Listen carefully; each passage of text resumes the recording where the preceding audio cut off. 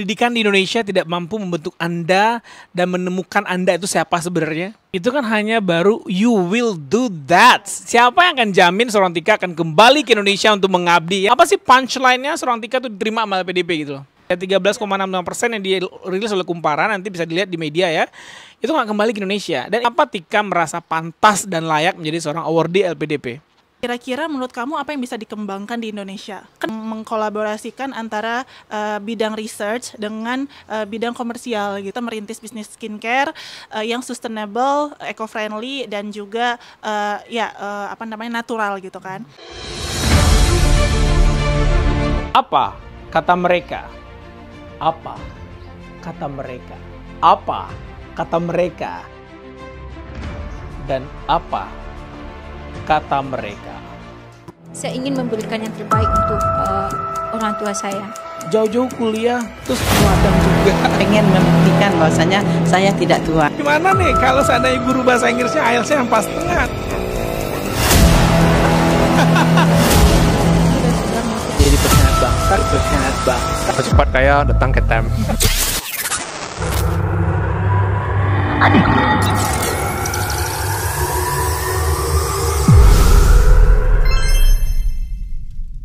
Halo Timer, jumpa lagi dalam program Apa Kata Mereka. Nah, kali ini Student Time Language Center yang bernama Tika. Yang alhamdulillah mendapatkan beasiswa LPDP Batch 2 ya. Ke UK. Batch pertama, oke. Batch pertama, way to go, congratulations Tika. Nah, kita akan bincang-bincang nih. Sejauh ini kan Time sering mereview nih, WHV ya. Kali ini ada Scholarship Hunters. Alhamdulillah beberapa orang student kita juga lulus beasiswa. Ada yang beasiswa BPI, ada yang beasiswa LPDP juga. Berbagai macam scholarship. Pokoknya intinya, kalau mau keluar negeri, boleh datang ke Time Language Center saja. Nah, sebelum kita lanjut bincang-bincang dengan Tika, apa background Tika dan seperti apa, kita kenalan dulu dengan seorang Tika. Silakan Tika. Oke, sebelumnya terima kasih Bang Melki udah diajakin interview. Nama aku Tika Pradita Stianingrum, asli Minang ya, lahirnya di Padang, orang tua asli Minang. Cuman kecilnya di Aceh, di Bandung sorry, kebetulan ayah dinas sebagai TNI. Lalu SMP, SMA-nya di Aceh, kuliah balik lagi ke Bandung gitu. Terus kerja dan alhamdulillah bisa balik ke kampung ke Ranah Minang tahun 2020 kemarin gitu. Jadi berkarir di sini, belajar di sini, dan insya Allah ya tadi kayak kata Bang Melki, insya Allah akan lanjut kuliah tahun ini dengan beasiswa LPDP. Well, Tika ini background S1-nya di mana waktu itu? Oh iya, aku S1 dulu di ITB Bang, jurusan farmasi. Gitu. Wow, farmasi itu menjadi jurusan favorit ya di ITB pastinya. Waktu itu katanya sih terbaik di Asia Tenggara. Jurusan Sains and Teknologi Farmasi, makanya kenapa termotivasi untuk pengen di dunia kesehatan tapi nggak pengen dokter, jadi ya udah ngambil farmasi khusus di bidang sains dan teknologinya di ITB gitu Bang. You reckon that's your passion?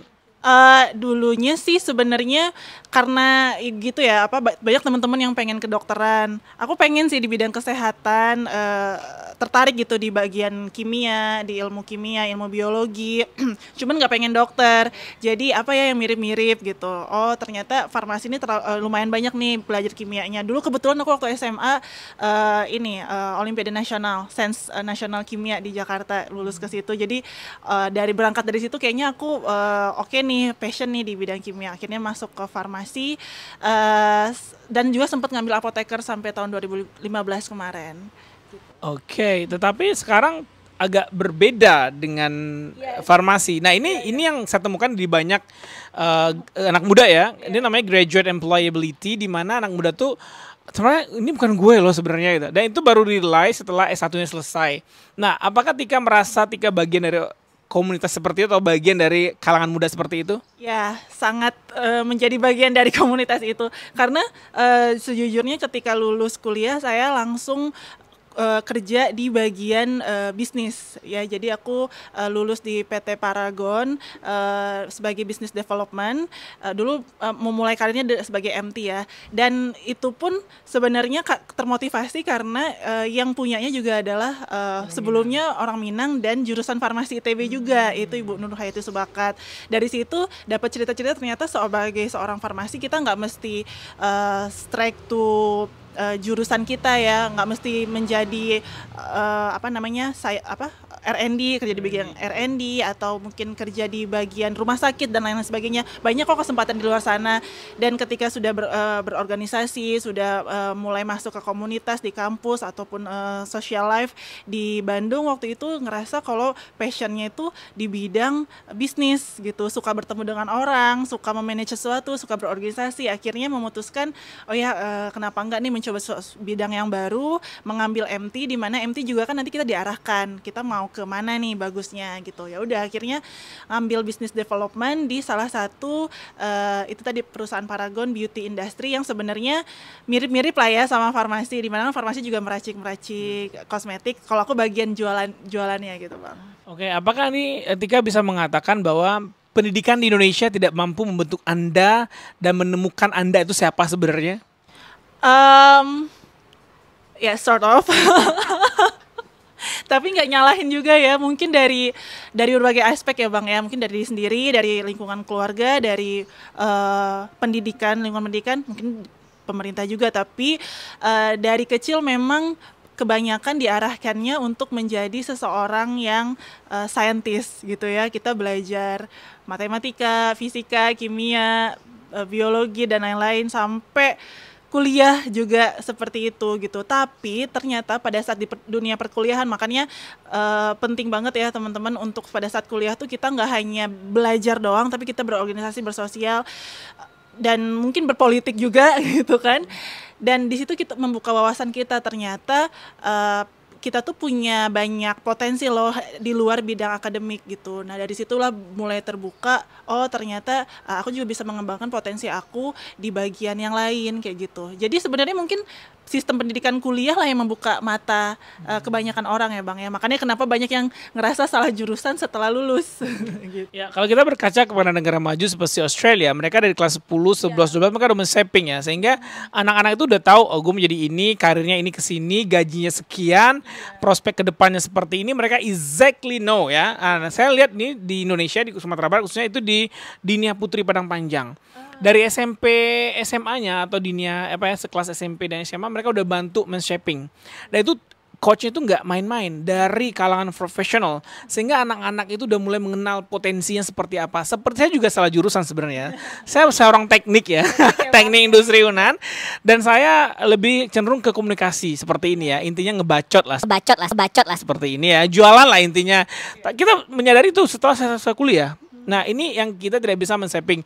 Kita tidak menyalahkan siapa-siapa, tapi kita berkaca ini kepada young generation di bawah kita, bahwa dari SMA mulailah memilih itu kita seperti apa dan kemana, dan tahu prospek ke depan seperti apa. Terlebih lagi dengan adanya tsunami teknologi, di mana berbagai macam pekerjaan akan digilas habis, digantikan dengan pekerjaan-pekerjaan baru. Seperti satunya adalah content creator ya. Well, kita kembali nih, Tika ini kan merupakan awardee LPDP ya. Nah, menurut Tika, kenapa Tika merasa pantas dan layak menjadi seorang awardee LPDP? Oke, sebenarnya kan balik lagi ke visinya LPDP ya. Kebermanfaatan, pengabdian kita sebagai orang Indonesia, dan kalau bukan kita sebagai generasi muda siapa lagi gitu. Jadi melalui LPDP ini kita difasilitasi untuk bisa menjadi the best version of us.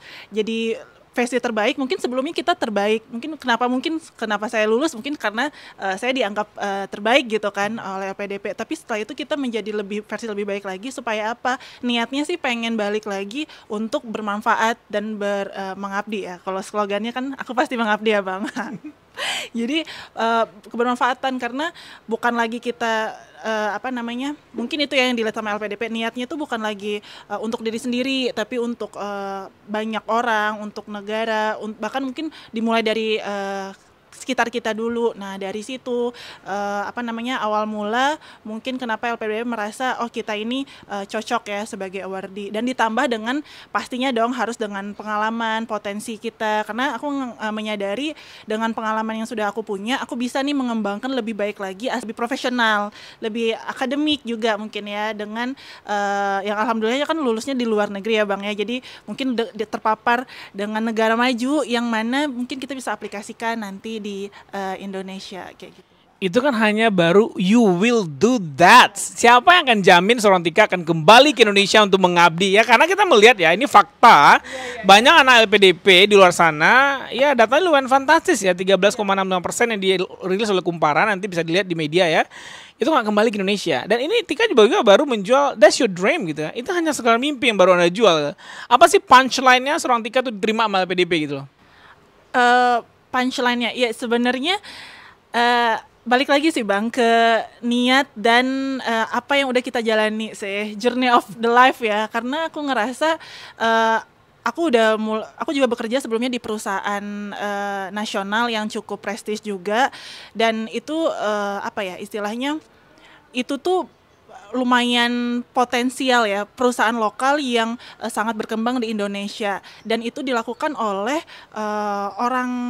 orang lokal gitu, bukan multinational company, bahkan bisa menyaingi multinational company. Berarti kan potensi itu ada, dan juga nggak muluk-muluk, pasti juga sangat income-nya juga besar ya untuk kita. Jadi kan market Indonesia tuh besar gitu. Ngapain aku capek-capek cari di luar, di Indonesia juga marketnya besar gitu.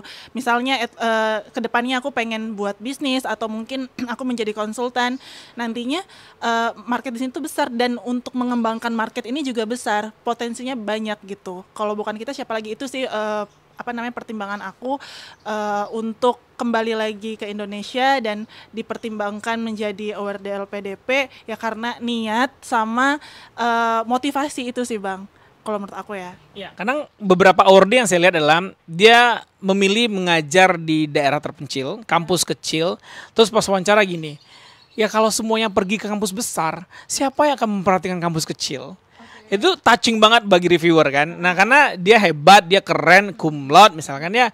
Tetapi kalau semua orang pergi ke dosen di ITB, dosen di UI, dosen top 5 atau top 10 Indonesia lah. Terus siapa yang akan membidani anak-anak yang kuliah di kampus-kampus kecil di daerah? Jadi LPDP itu touching banget pada seseorang awardee seperti itu. Nah, kalau Tika nih, yang mananya yang bikin Tika itu dibuat tick yes. Nah, apanya gitu loh? Jadi mungkin ini agak spoiler ya, hasil interview gitu. Ada menurut aku nih ya, ini asumsi aku sendiri, yang membuat mereka touching gitu ya sama apa yang aku bawa, itu adalah ketika ada pertanyaan gini Bang, kira-kira menurut kamu apa yang bisa dikembangkan di Indonesia? Kan itu luas banget pertanyaannya, aduh ini mau jawab bagian mana ya gitu kan. Akhirnya aku flashback lagi ke pengalaman aku waktu bareng sama teman-teman buat bisnis skincare. Jadi kayak kita merintis bisnis skincare yang sustainable, eco-friendly, dan juga natural gitu kan. Nah di situ kita kesulitan dalam mencari bahan baku, packaging, formulasi yang bisa dari Indonesia 100% kayak gitu. Dan dari segi penelitiannya juga, resource-nya juga itu agak sulit di Indonesia. Kita takes 1 year lah untuk mengemas itu semua sehingga menjadi suatu produk yang bagus. Nah di situ aku bilang ke interviewer bahwa aku pengen banget nih mengkolaborasikan antara bidang research dengan bidang komersial gitu kan. Selama ini kan bagian penelitian udah sibuk neliti aja, yang komersial sibuk jualan gitu. Kenapa nggak digabung gitu kan? Orang research punya produk apa sih yang unggul? Kita bisa menjualnya dengan mengemasnya, dengan brandingnya dengan seperti apa, berdasarkan kebutuhan masyarakat dan potensi yang ada gitu. Nah ketika itu di merge, pasti bakalan maju gitu ya, produk-produk kita bakalan unggul di luar sana kayak gitu. Ya aku bilang kayak gitu, nanti ke depannya kalau misalnya aku buat bisnis atau pengen mengembangkan bisnis yang udah ada sekarang, kenapa nggak kita ngajak kampus untuk mahasiswa-mahasiswa kan sekarang udah pinter-pinter ya membuat produk dan yang lain, terus idenya boleh dari mereka atau dari kita, nanti kita kemas, kita komersialkan. Nah itu jadi istilahnya originally dari Indonesia. Bahkan kita juga bisa memberdayakan petani lokal. Terus banyak banget di Indonesia yang kebutuhan-kebutuhan akan bahan baku, packaging yang sebenarnya masih kita import dari Cina. Nah itu kita bisa loh buat di sini. Itu kan sebenarnya balik lagi dari riset kan Bang. Nah aku bilangnya kayak gitu ya, mungkin itu yang membuat punchline-nya aku ini bisa nih.